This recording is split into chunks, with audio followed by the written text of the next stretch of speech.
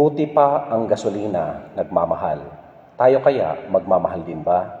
Ilang araw na lang papasok na tayo sa pinakabanal na linggo sa buong taon.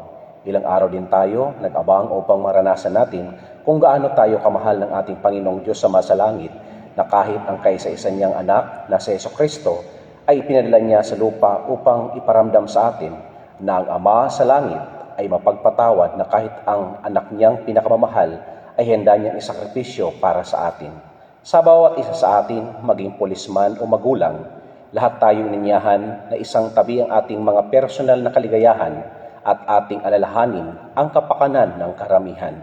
Tayo kaya, handa ba tayong magsakripisyo para sa salitang pagmamahal?